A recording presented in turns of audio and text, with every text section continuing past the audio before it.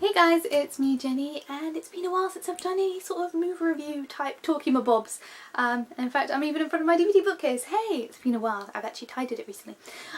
So hi. It's been a while, but I'm gonna give this one a crack. So today I'm going to be talking about Star Wars: The Last Jedi. And before I get into it, several things. One, this is going to be a full spoilers review. I'm going to go into the nitty gritty. I've now seen this film 3 times. I watched it the first time, I really enjoyed it. I watched it the second time, I really enjoyed it more with some of the details I picked up on. And the third viewing, I just saw it yesterday with my dad for the first time. His first time, my third time. So I've watched this 3 times, and so I feel like I've got lots of stuff to say about it. And I feel like my brain is relatively coordinated to talk about it. We shall see.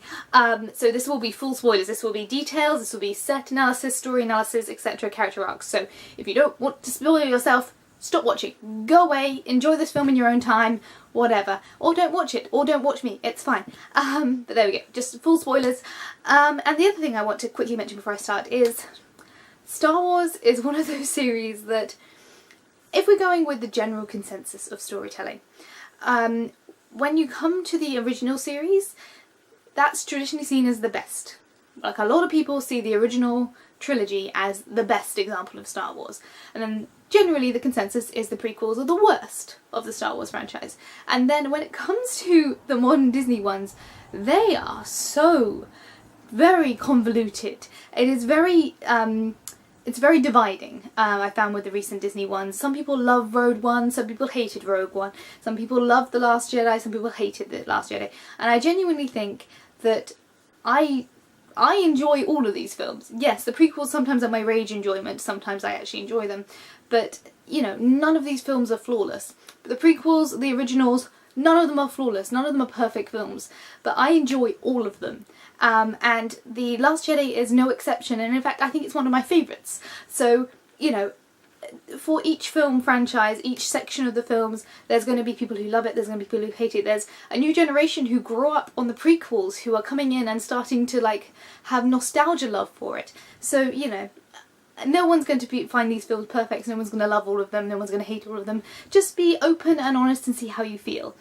But with that out of the way, I'm going to talk about this. So, one of the first things I thought about before filming this was, when it comes to Star Wars is the example of archetypal storytelling. That's one of the reasons why I love it so much. It's one of the reasons why it's so, it's so appealing to the mass market. It is the example. It's one of the things that are referenced in storybooks where you say, writing books, where you're like, if you want to write a story that's compelling and interesting and a lot of people will empathise with it, start writing your version of Star Wars. Like, that's what they recommend, because it's got classic hero journeys, it's got the big guy versus the small guy, it's got rebels and black and white and swords and Knights of the Round Table versus the big bad. It's got, you know, small beginnings to large beginnings, it's got magic and sorcery and, you know, as I said, classic hero's journeys for all of the characters. And you've got the wise mentor and all of these things that are considered classic archetypal storytelling. Storytelling that has gone back from the basics of time, and that's part of the reason why Star Wars, a long, long time ago, is one of the most compelling series, because they abide by those rules. Like, they do, I find interesting things in each film that I see. They bring in something new to the lore each time, particularly in these new ones. They've brought in a lot of stuff that I've never thought about in the Star Wars world, and kind of expanded on it, and each film has brought out a new concept, for me personally. And yet, when we finished this movie, the third time I watched it, the first time my dad watched it, the lights dimmed, I turned to my dad and said, "Did you enjoy that?" And he went, "Oh, that was a bit of a stereotype overload." And I was like, you know what? It was, and that is fine.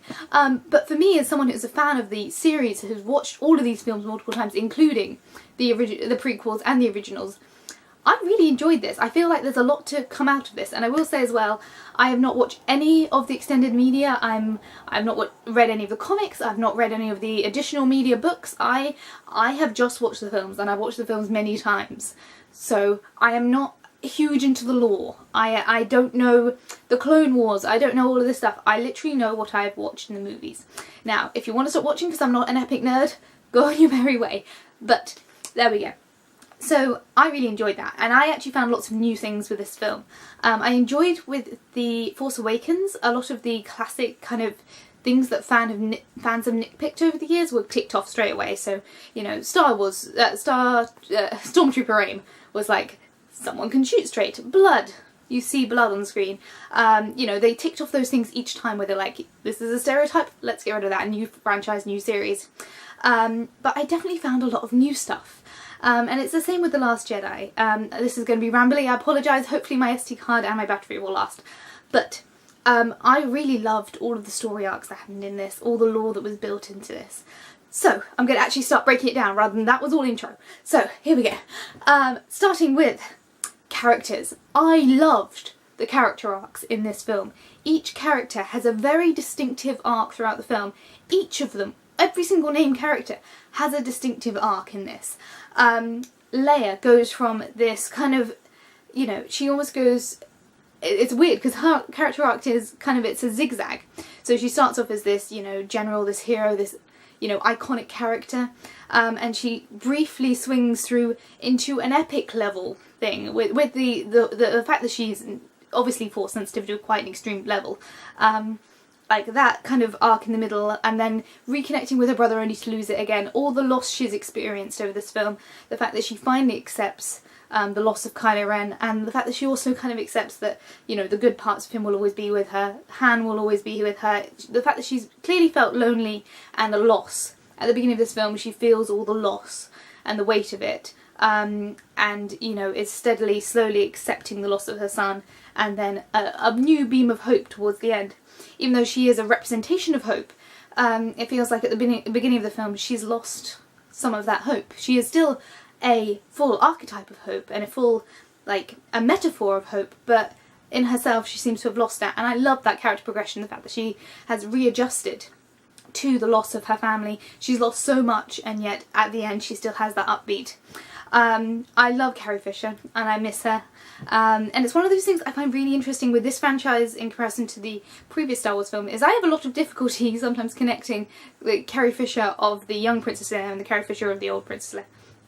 I could kind of happily see them as different characters, and that's true when you, every 10 years they say your personality changes.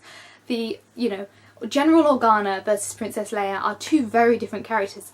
Yes, they are the same actress, yes they are the same character theoretically, but she has changed a lot, and I really do like the new Organa. I feel like that character is matured and sophisticated and has been through so much, and she's just like this iconic force of will. General, God, I'm not going to remember everyone's names. The other general lady in this, the one with the purple dress and the purple hair, she was fantastic. Like, I can't remember her name, but she had such a good presence. And again, I feel like she is part of the lore that if you get into the background and you go into the additional materials, you get to know more about her character. But I really liked her character, the fact that she was, you know, one of those people that kind of trains a lot in Poe's journey. You know, even her example of the, you know, going out to the battle so other people can escape is what Luke then does, and Poe reads that and actually understands. And he really, he learns the importance of experiencing loss from Leia and from everyone around him. He's kind of the characters, he's one of the ones that's most influenced by the wise old master archetype, but he has 3 wise old masters during the course of this film and learns from each of them and has progressed by the end of the film. Perhaps more of a straight line than the other characters, but I feel like he does still have an arc. Finn is fantastic. He goes from a lone warrior type character where he's only after protecting Rey, or maybe Poe as well, but mostly Rey, to caring about the Resistance. In The Force Awakens, he's much more of a character that is focused on survival and becoming a Resistance member because that means survival. In this one, he actually begins to believe in the Resistance as a kind of ideology. And I found that really interesting, and I loved that, and I thought his character progression throughout was phenomenal, and I really enjoyed that. Rose is a brilliant addition. It's very hard to bring a new character to the Saw franchise at this point, but she was really lovely. I like that she is very honest and vulnerable. She's experienced tremendous loss from the beginning, and again, she also learns during the course of the film. She goes from this very kind of loyal to a fault almost character to someone who, instead of, in a kind of opposite way to Finn, where he goes from believing in a person to believing in a cause, she believes in a cause so strongly that she kind of experiences loss and tries not to feel it. And now by the end of the film, she's discovered that actually it's more important to also feel the loss of individuals and like actually make it about protecting people. I thought the performances were great for all of those characters, and the interactions were phenomenal. So on to so many characters, oh my gosh. I think Rey and Kylo's relationship was really interesting. So Rey as an archetype, I found her progression as her character has gone through this film was really quick and really well done. She's definitely a believer, and she's really very powerful. I don't think she's an Aries Sue. I think that's a very simple version of her character. You can see she makes a lot of mistakes in this film. But she really progresses again. I found it interesting with Kylo, because I'm going to use some D&D terms here, but I feel like Kylo's progression in this was to go from a lawful evil character to a chaotic evil character, and that was his journey. Because I don't think he is redeemable at this point. I would be extremely disappointed if they redeemed Kylo, because he killed Han Solo. Like, there's a certain point when you killed your father. Yes, he hesitated when he was going to shoot Leia, but he then went, and once he turned, he went, no quarters, you know, shoot everything down. So I feel like he is at the point where he is irredeemable, and I would be really disappointed if they redeem him at this point. But the progression for him from a lawful evil character, where he's all about the New Order, the impression from Snoke down to him, that, like, you know, I will give you everything, I will obey by your laws, to actually, this is me, this is my rule, this is my independent spirit, I'm not going to save these people, I'm not going to suddenly change to the good side, my change is from lawful to chaotic, I'm on top now, which I found really interesting. And, you know, that point where Rey's so convinced that she can make things, that change, you will turn, is, you know, turn to the good, and it's that, you know, there are different scales of dark and there are different scales of light, rather than just good and evil. As I said, D&D terms again, chaotic evil to lawful evil. And again, with Rey, it's interesting because she is also on that similar journey where she's gone from, like, I want to follow lawful Jedi law, I want to, you know, understand the way of the Force and the way of the Jedi, we have to have a Jedi order because that is what is right. While actually Luke teaches her that perhaps a more chaotic individualist view of Jedi law is more appropriate for this era, because Jedi law traditionally failed, and that's what the prequel series are actually about. It's not about so much about Anakin, it's more about the failure of the Jedis, the fact that they were so lost in their own doctrine that they couldn't actually see what's in front of them. So it's interesting with both Rey and Kylo that their journeys were not from dark to light or light to dark, their journeys were from lawful to chaotic, to independent, to self-reliance, which I found fascinating. And I think, let's see, who else? Luke was really interesting. Again, his journey was more about focusing on the here and now than in the future or the past. He's always looking off into the sunset. That's a trope from way back when, from the first couple of films in the franchise, where he's always looking to the sunset, he's always looking to the future, he's always looking to the past. He's so scared of what Kylo Ren will become that he makes assumptions about what he is before he actually is real truth as to what that person is, and that triggers it. He's so scared of living the future consequences that he doesn't live in the now, and so the battle sequence towards the end is him finally accepting, here and now, this is what I can do, this is what needs to be done, this is what I can do to save the resistance. And then he still looks up into the sunset, and I will say, the first time I didn't get too much of an emotional pang. The second time I really felt it when the score swung up, and the third time I was crying when that score swung up and the sun set, and I was just like, oh, Luke, always looking off into the sunset. You know, the new doctrine of the new Jedi. The new Jedi, I think, will be all about, you know, actually progressing further than what the system was. The system is an imperfect system. The Jedi law is an imperfect, like, doctrine. What the Force is independence, it's life, it's energy, and I think that's a lot of the stuff that was taught in this. A lot of the new ground that was covered in this film to do with the powers of the Force was really interesting. As I said, for The Force Awakens, the fact that the first time you've ever shown how it feels to be in a Force choke or be in a Force lock, that perspective shift where you actually feel the power behind it was one of my favourite things of The Force Awakens.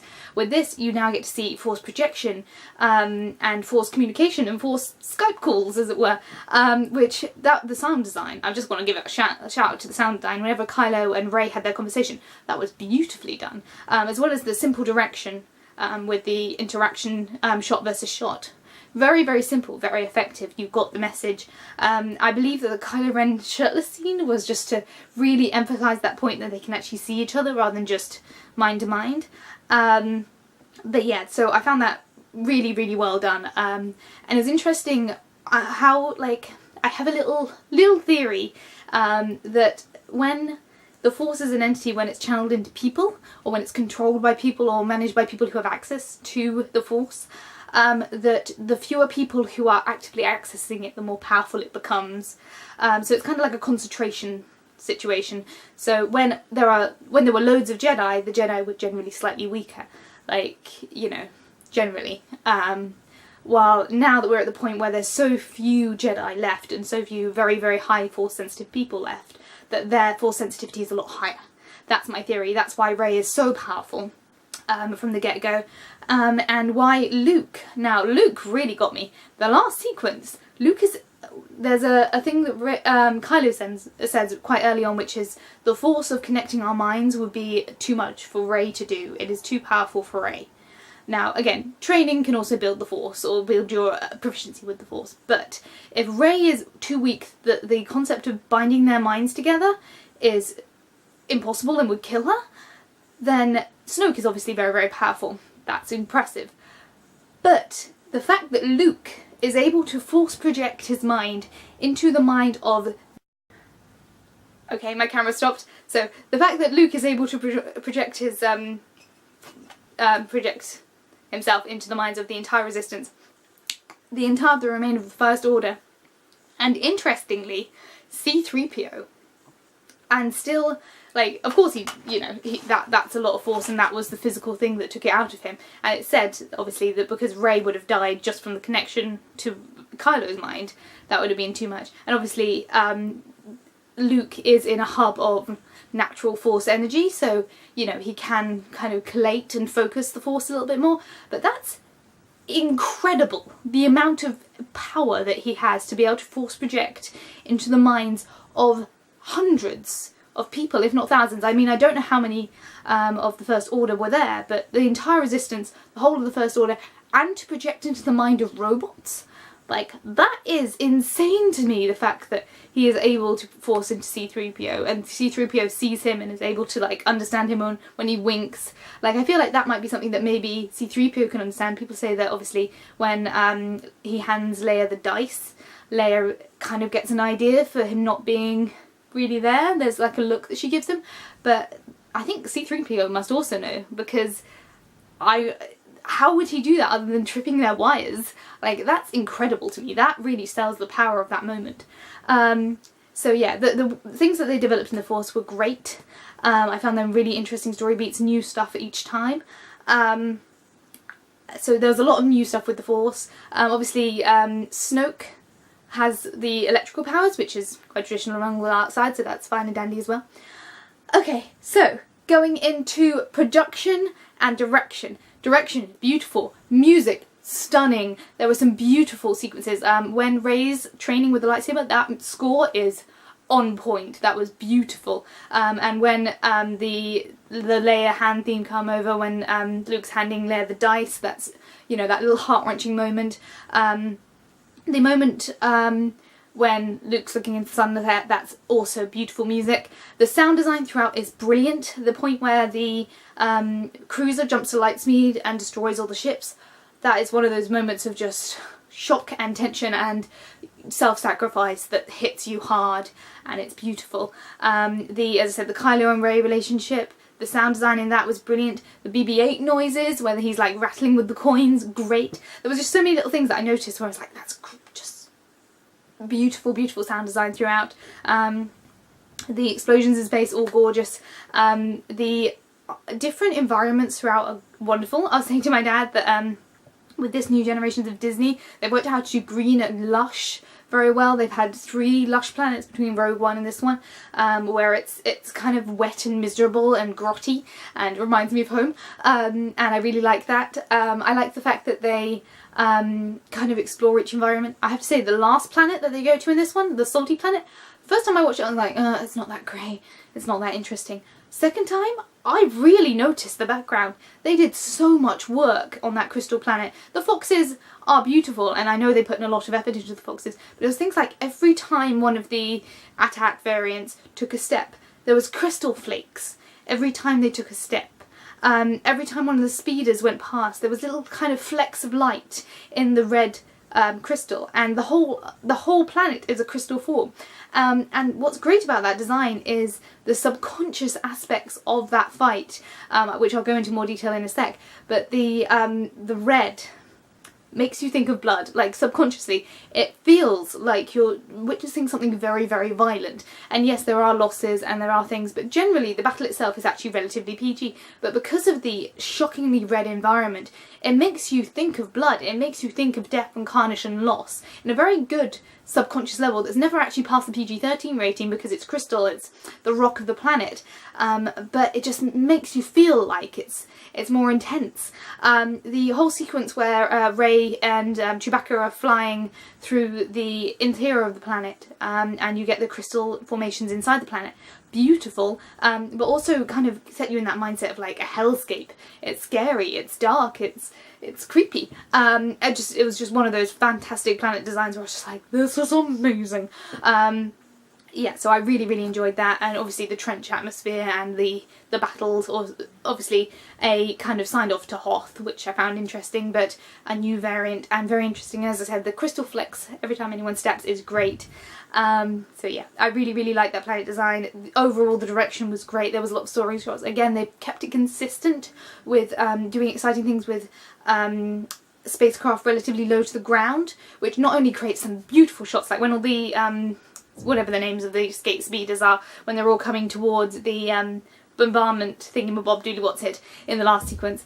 Like that's just a phenomenal shot, and there's a really epic pan zoom from when Rose crashes into Finn, and there's an epic pan zoom to Poe when he ducks into the trench, and that is just a brilliant shot which gives you a real sense of perspective and sense of speed and sense of panic, and just really puts you in that moment. And I noticed that shot and I thought, good job, shot, that is a good shot. Yeah, so direction overall, just great. I really enjoyed pretty much all of the aspects of the direction. Costume design. I love that I wouldn't ever wear any really things that Princess Leia is wearing, but she is such a fashion icon that, like, I like that the princesses and the royalty of the Star Wars universe, they just have endless catwalk fashion gowns that they can just dig out and they look on point the entire way through. She looked amazing. Carrie Fisher just looked phenomenal the entire way through. You know, if you're wearing that level of like a nightgown, you're doing pretty well. She looked beautiful throughout. I really like Rey's costume. It's one of the things I brought up in The Force Awakens. The fact that it's stylized to be similar in shape to the classic Jedi robes, but it is a variant. I like the fact that they shifted the colour. And one of the things I really, really liked about this that I didn't notice so much in the last one, not only is it not really too objectification-y, it really has movement, which is stuff again I mentioned in The Force Awakens. It just looks comfy. Like, Rey just looks comfy all the time. Like, even when she's on a cold, miserable planet, she just looks like she's wearing really nice, squishy pyjamas. And, like, it's practical and it's not too over the top, but it just looks like, you know, you're not wearing it to show off anything. You're wearing it because that's what is practical to wear and makes you feel like you're not wearing, like, it looks like a second skin, and that's just great. I also like that on the planet Luke wears like your classic sort of like oil skin like overalls over rack. He just looks like, you know, he looks like a scummy you know, seafaring island dwelling person. It just looks dirty and grubby and just the right level of you know, just a little bit of realism on top of the fantasticness of everything else. Creature design and alien design, particularly in the casino, phenomenal, very high in variance, enough work between the animation and the animatronic and the costume and makeup, just phenomenal variations. And one of the things I was really excited about with this film is the fact that they do new things, like the weird horse things, great. Like it's nice to see new creatures, especially like you don't see too many like riding animals or too many large animals or farming animals in the Star Wars universe, so it's nice to see those animals, particularly the animals being milked versus the animals being ridden for sport. It's very different. I have some paleontologist friends and some biology friends who really enjoyed the like green milk and like swig and thought it was just great and kind of gross and disturbing, but also surprisingly accurate apparently. So good job on the creature design, I guess. Yeah, what else do I need to cover?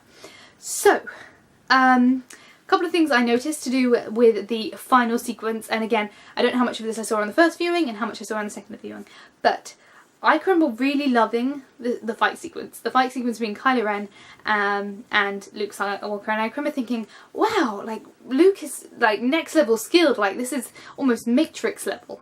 And there's so many hints as to what's happening with that once you know it, I enjoyed it more on second viewing, because it's kind of like watching Ocean's 11 for the first time, where all, you know, Ocean's 11 for the first time you get to the really like, it's amazing. Ocean's 11 for the second time you're like, oh, that clue, and that clue, and that clue. So, going through a couple of those clues, there was no sound of him crunching on the salt. There was no sign of his footprints, which I remember noticing there were shots of his footprints. So it registered on a subconscious level, but I didn't notice what the difference was. But there's no footprints in the frost at all. Because I remember thinking that, oh, wow, he's so light on his feet. Obviously. There's no snowflakes or ice crystals falling on him, so when he's dusting off his shoulder, there's nothing there. Obviously his beard change and costume change, the fact that he looks slightly lighter, both physically and you know, emotionally and whatever. The pure dexterity of the lightsaber at this point, again, a big sign that perhaps he wouldn't be that skilled at that age, considering the fight that you have with Obi-Wan Kenobi and Darth Vader in the original series, which is just literally holding swords and that's it. As I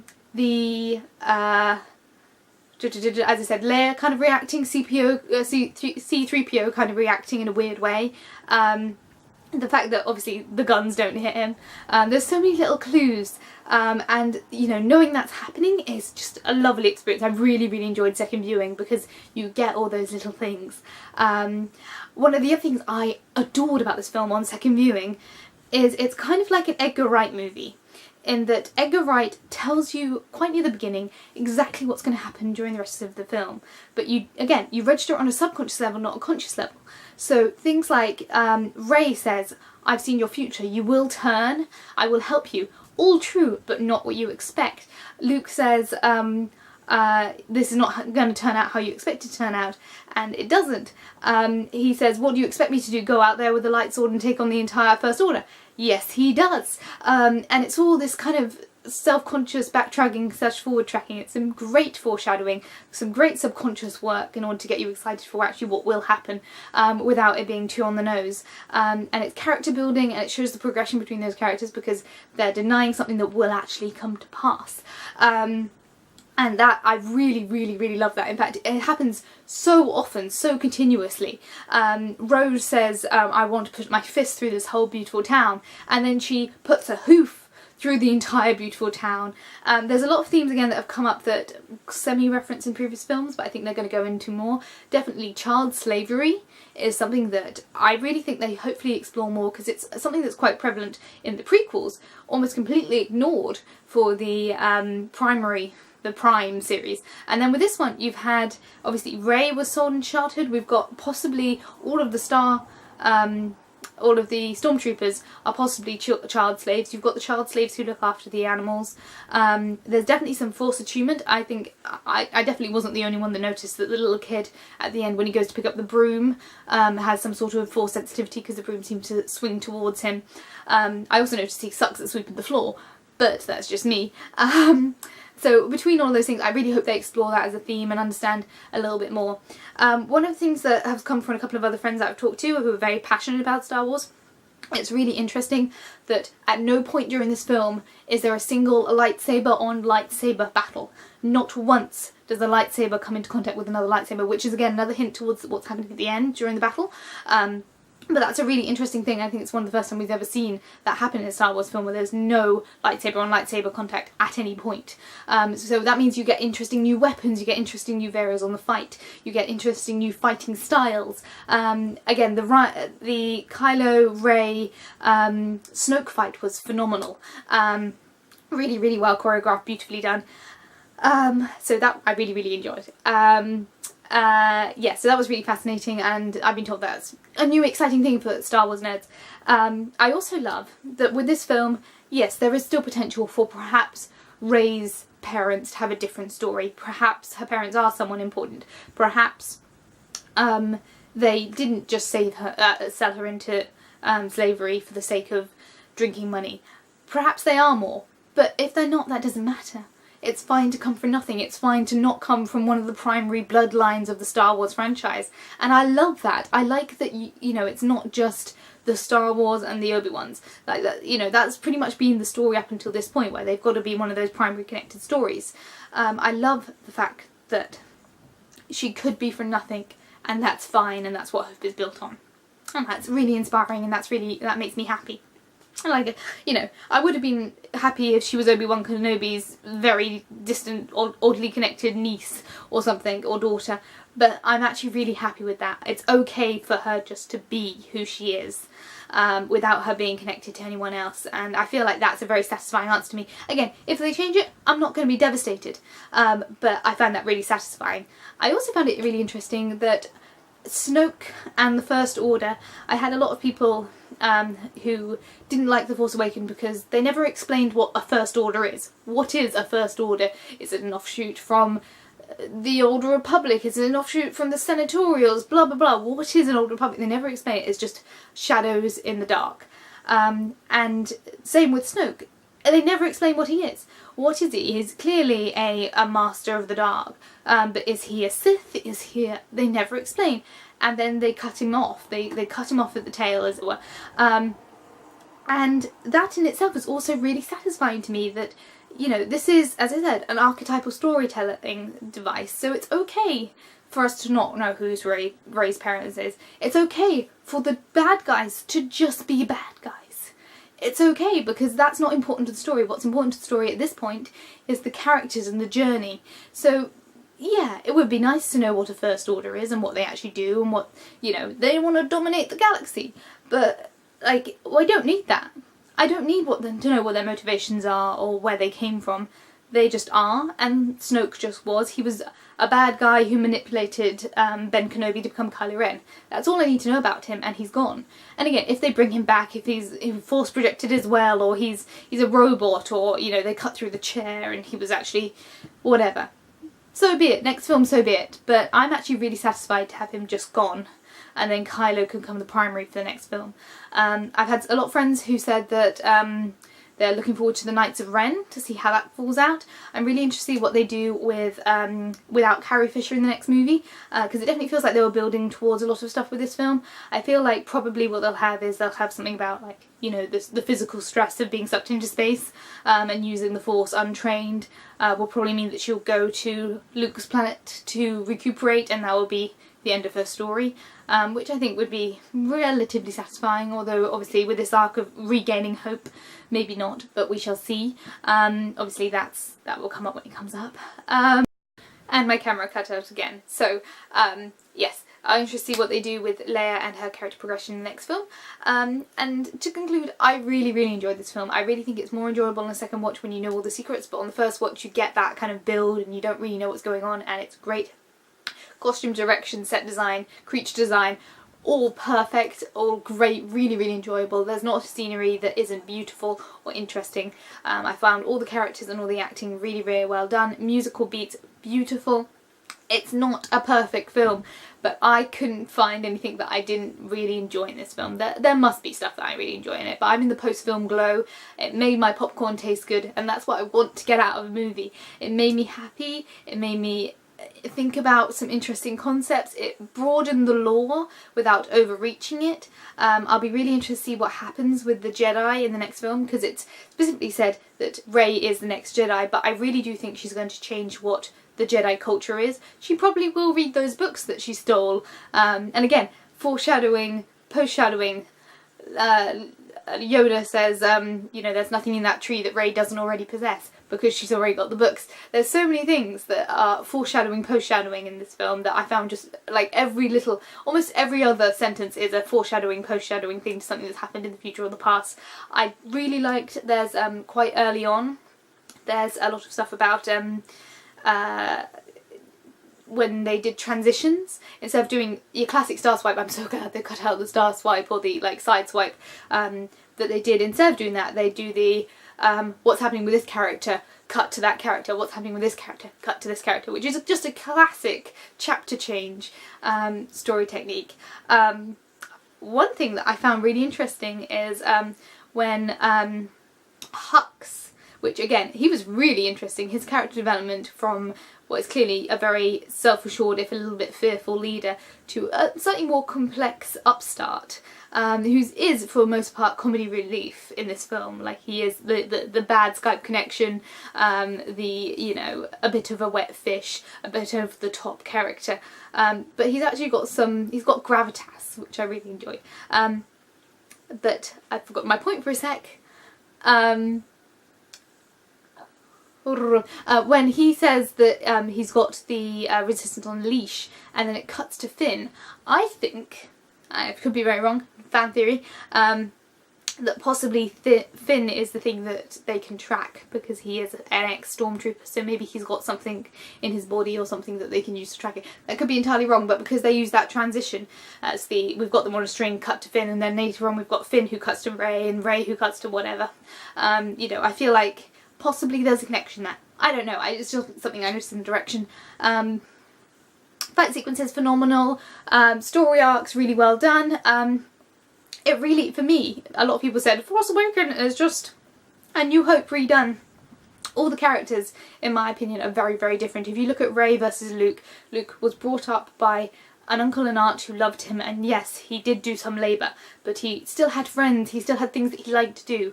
Rey was brought up on her own with no one else, forced to survive, and there's also probably something in her past that we don't know about still.